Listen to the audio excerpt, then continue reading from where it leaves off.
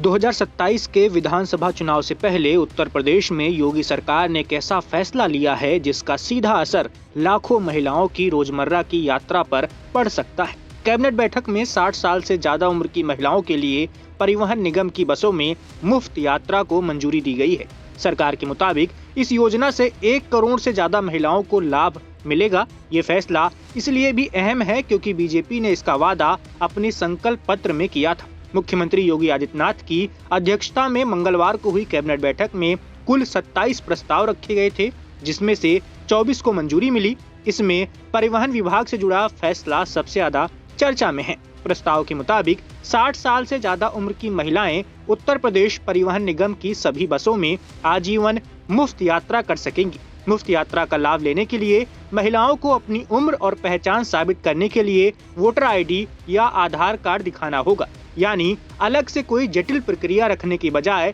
पहचान पत्र के आधार पर यात्रा की सुविधा देने की तैयारी है। सरकार का कहना है कि इस योजना का दायरा बड़ा होगा और 1 करोड़ से ज्यादा महिलाएं इससे जुड़ सकती हैं। ग्रामीण इलाकों से लेकर शहरों तक बड़ी संख्या में महिलाएं सरकारी बसों का इस्तेमाल करती हैं। ऐसे में मुफ्त यात्रा की सुविधा उनके लिए आर्थिक राहत का जरिया बन सकती है। लेकिन इस फैसले का राजनीतिक पहलू भी कम महत्वपूर्ण नहीं है। उत्तर प्रदेश में महिला मतदाता लंबे वक्त से चुनावी राजनीति का अहम हिस्सा रही हैं। ऐसे में 2027 के विधानसभा चुनाव से पहले 60 साल से ज्यादा उम्र की महिलाओं के लिए मुफ्त बस यात्रा की मंजूरी को सरकार की कल्याणकारी योजनाओं की कड़ी के तौर पर देखा जा सकता है। बीजेपी ने इस योजना का वादा अपने संकल्प पत्र में किया था। अब कैबिनेट की मंजूरी के बाद उस वादे को जमीन पर उतारने की दिशा में कदम बढ़ा है। ऐसे में सवाल ये है कि आने वाले महीनों में सरकार महिलाओं को लेकर और कौन से फैसले करती है और इन योजनाओं का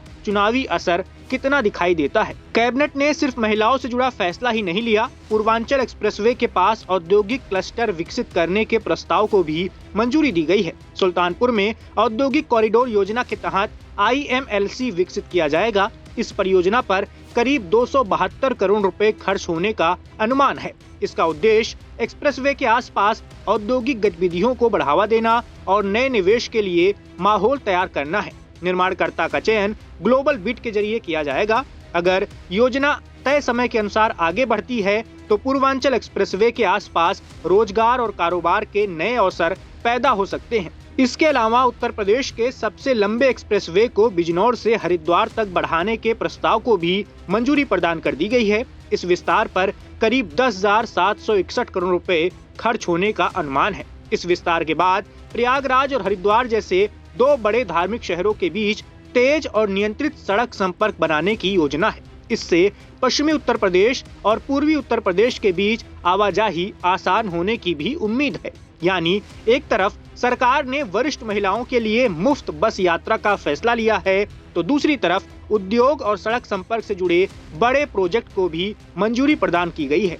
इन फैसलों को एक साथ देखें तो सरकार की कोशिश सामाजिक योजनाओं के साथ बुनियादी ढांचे और रोजगार पर भी जोर देने की दिखाई देती है। अब सबसे बड़ा सवाल यही है कि इन फैसलों का असर जमीन पर कब और कितना दिखाई देता है। खासकर मुफ्त बस यात्रा की योजना लाखों महिलाओं के लिए कितनी उपयोगी साबित होती है और 2027 के चुनाव से पहले इसका राजनीतिक असर क्या होता है, इस पर सबकी नजर रहेगी। Subscribe to One India and never miss an update. Download the One India app now.